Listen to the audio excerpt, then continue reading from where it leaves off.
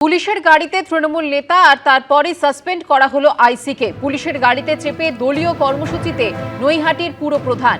কমিশনের নির্দেশে তারপরে সাসপেন্ড নৈহাটি থানার আইসি মহাবীর বেরা। নৈহাটি পুরসভার চেয়ারম্যান অশোক চট্টোপাধ্যায়। অর্জুন সিং এর অভিযোগের পরেই আইসিকে সাসপেন্ড করা হয়।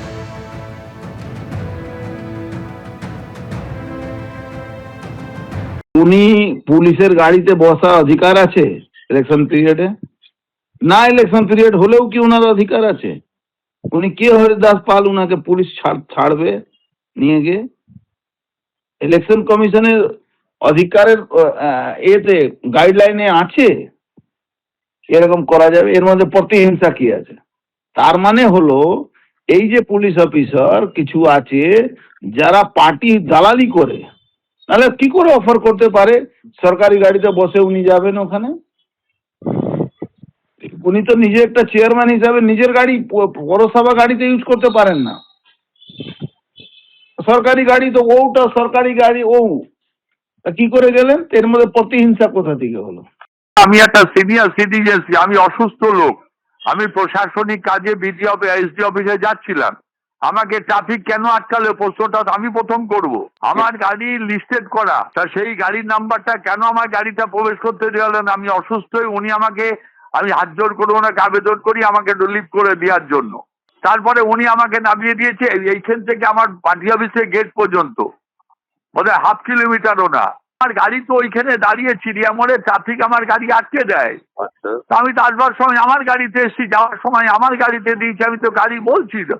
যদি ফুটেজ দেখতে হয় কল্যাণী হাইরোড থেকে শুরু করে বারাকপুরে চিড়িয়া মোড় পর্যন্ত সিসিটিভি ফুটেজ দেখে নিতে পারে। ব্যাপারটা হচ্ছে এটা হচ্ছে ষড়যন্ত্র, এটা ভারতীয় জনতা পার্টি এটা করতেই পারে।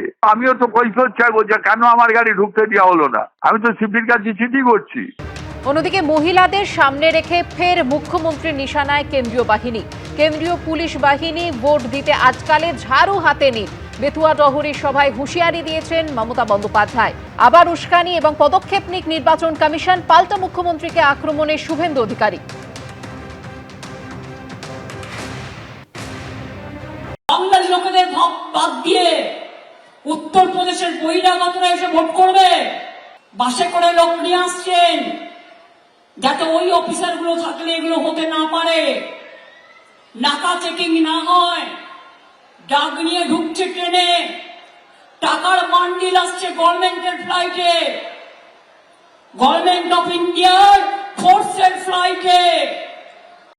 কেন্দ্রীয় আধা সামরিক বাহিনী যারা মাওবাদীদের বিরুদ্ধে লড়াই করছে, যারা এত বড় সীমান্তকে পাহারা দিচ্ছে, তাদেরকে অপমান করছেন এসব কথাবার্তা বলে।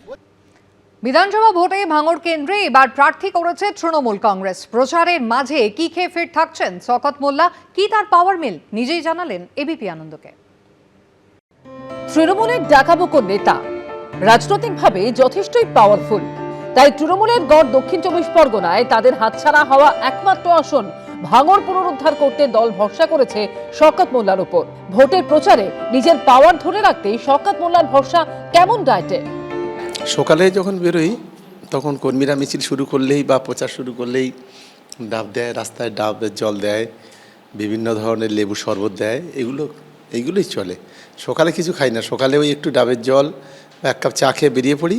আবার এই দুপুরে 12টা 1টা কখন খাওয়া হয় কখন হয় না, আবার রাত 12টা 1টায় ফিরি। শওকত মোল্লার দিন শুরু হয় দুধ চা আর বিস্কুট দিয়ে। একটু বেলার দিকে তরমুজ, শসা বা অন্য কোনো ফল খান। দুপুরে পাতে থাকে ভাত, আলু বা বেগুন ভাজা, মসুর ডাল, মাছ, স্যালাড। মাঝে মধ্যে মাংস খান, তার পছন্দ চিকেন নয় মাটন। রাতেও ভাত খেতেই পছন্দ করেন শওকত, সঙ্গে থাকে সবজি, মাছ। ডাল আছে, বেগুন ভাজা আছে, আলু ভাজা আছে, মাছ আছে, মাংস আছে। তো মাংসটা আমি খুবই পছন্দ করি না, মাংস খুব একটা খাই না। কিন্তু এই সবজি দিয়ে এটাই সবজি মাছ ভাত এটাই আমার প্রিয়। ইলিশ মাছ তো সবচাইতে ফেভারিট, ইলিশ মাছটাই তো খুব ভালো লাগে। আর যত সল্টেড মাছ আছে মানে নোনা মাছ যেগুলো আর কি, সেইগুলো খুব ভালো লাগে। পুষ্টিবিদরা বলছেন ভাতে থাকে প্রচুর পরিমাণ কার্বোহাইড্রেট, থাকে প্রোটিন, ভিটামিন ও খনিজ।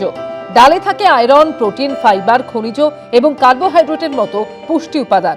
সবজিতে থাকে প্রচুর পরিমাণে ভিটামিন ও খনিজ পদার্থ। মাছ মাংসে থাকে প্রচুর পরিমাণে প্রোটিন। মাছ থেকে বাড়তি ভিটামিন এ ও ক্যালসিয়ামও পাওয়া যায়। আপাতত শওকতকে শক্তির রসদ যোগাচ্ছে এই মেনু। ঐশী মুখোপাধ্যায়, এবিপি আনন্দ। এবিপি আনন্দ, এগিয়ে থাকে, এগিয়ে রাখে।